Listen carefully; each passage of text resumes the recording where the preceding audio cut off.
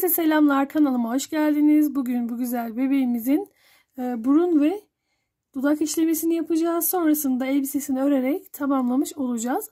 Hazırsak hemen yapım aşamasına geçelim. İyi seyirler. Öncelikle burun işlemesini yapacağız. Şöyle herhangi bir yerden geçiş yapıyorum. Gözün bitiş hizasından şöyle ortaya doğru bir geçiş yaptım. Minik bir burun olmasını istiyorum. Kenarlarda 2 tane sık iğne kalacak. Birkaç tur bu şekilde ipimizi saralım.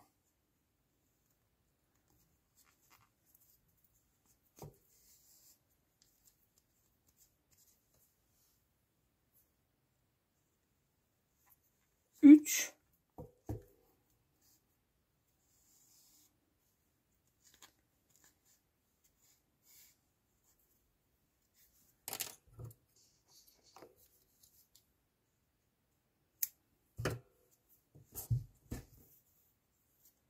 Son bir kere daha saracağım. 4 turda burnumuzu tamamlamış olacağız. Burada en son katı şöyle elimle düzeltiyorum. O şekilde sarıyorum.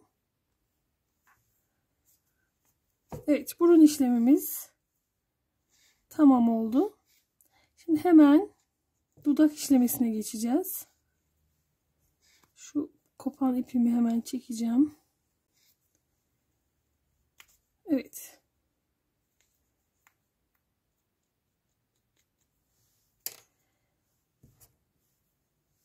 Yine geçiş yaptığım yere döneceğim hemen.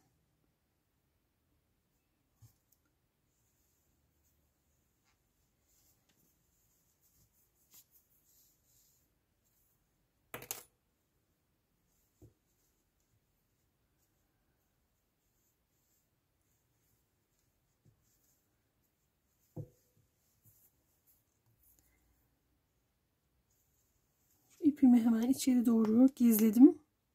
Evet. Burnumuz hazır.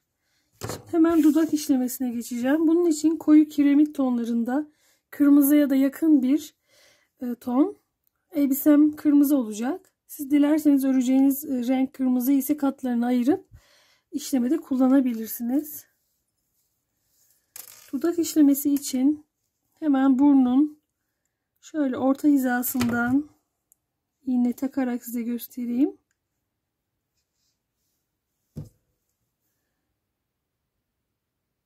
Şurada bir boşluk kalması gerekiyor. Onu ayarladıktan sonra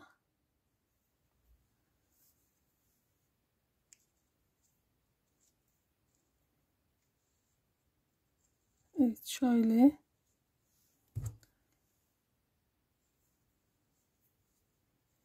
diğeri de bir sıra aşağıya olacak şekilde şöyle iyice iterek size daha net gösterebilirim. Bu şekilde ayarlayalım. İpimi aldım.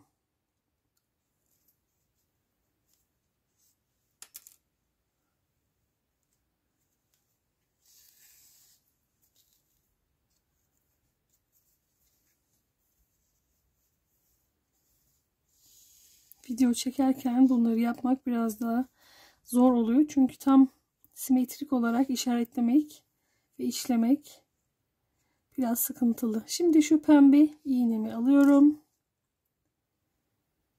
Ve ilk geçiş yaptığım yerle bura arasında 4 kere 3 kere ipimi saracağım. Çok da fazla kalın olmasın.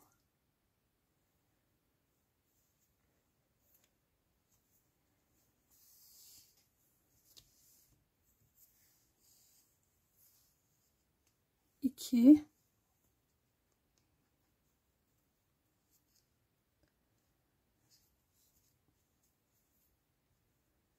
Ve 3. Hemen yan tarafa geçiyorum.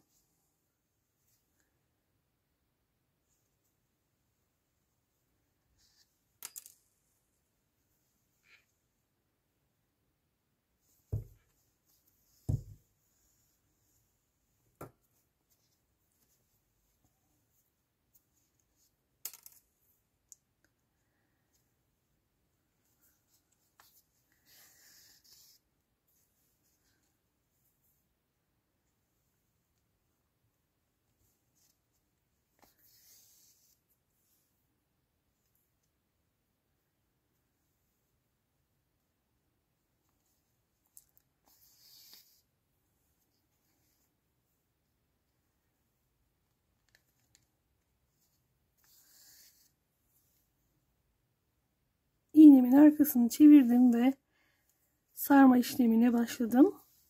Daha önce yapmış olduğum birçok bebekte bu tekniği detaylı olarak anlatmıştım. Deniz Kızı Ariel yapımında da bu dudak yapım tekniğini kullanmıştım. Şu kenarları çok fazla doldurmayalım, ince olsun. Şu uç kısımları.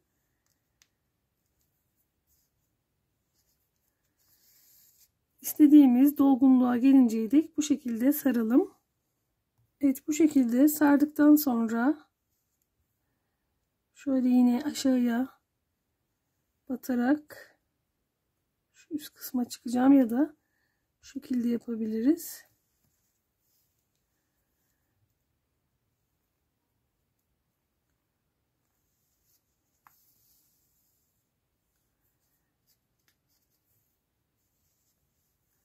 Yine aynı şekilde burada yapmış olduğumuz sarma işlemini bu tarafa da yapalım.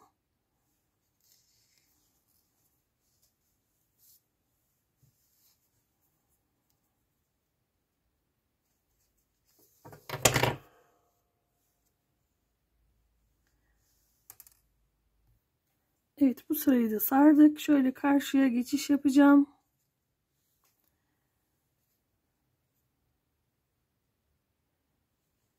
İki dudağın arasını birleştirme yöntemi.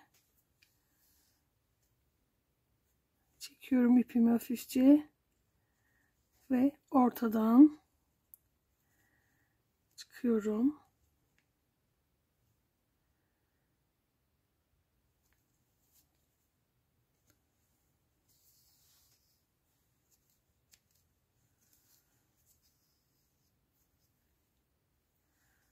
Evet, şimdi şöyle biraz daha iç kısımlardan alarak alt dudağı işleyeceğiz.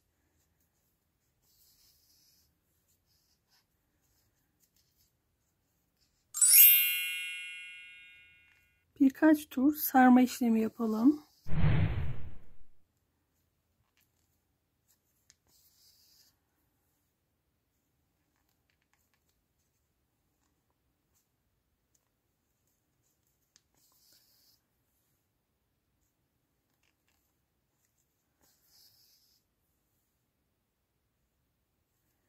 Evet, şimdi yine iğneyi de yukarıda yaptığımız gibi sararak dolduracağız. Biraz daha fazlaca. Elimle düzeltiyorum. Saracağız bu şekilde. Sarmaya devam ediyorum.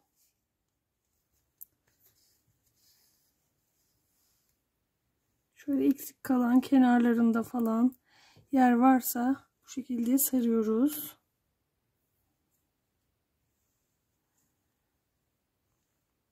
Tekrar şöyle şuraya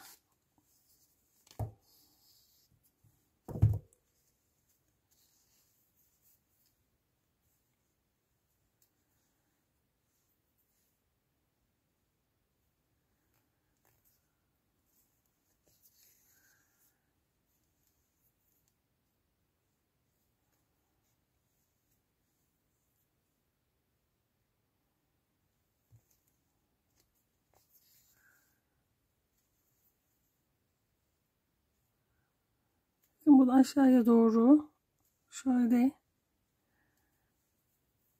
çektiğimde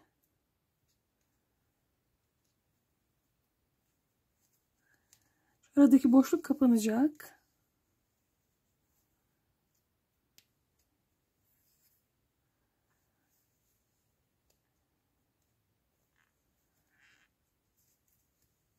Evet, dudağımızda işlemiş olduk. Elimizle hemen şöyle şekil vererek bitirelim. Dilerseniz şu aradan bir kere ip geçirebilirsiniz. Videonun çok uzamasını istemiyordum ama maalesef bu detaylı anlatımlar hiç bilmeyenler için çok önemli. Bilenler zaten kendine göre bir teknik meydana getirip o şekilde işliyorlar. Hiç bilmeyenlerin de öğrenmesi için bu şekilde detaylı anlatıyorum.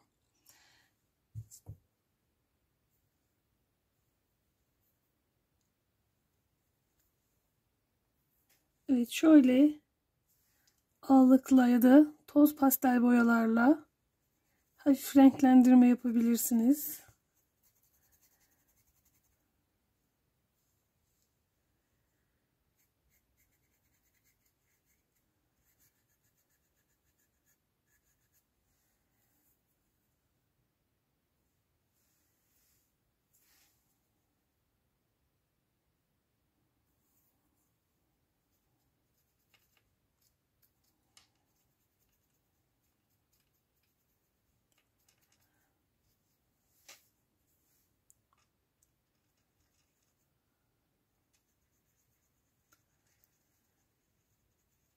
Evet, umarım beğenmişsinizdir. Elbise yapımını bir sonraki videoda anlatayım. Tüm detaylarıyla. Evet, şimdilik hoşça kalın.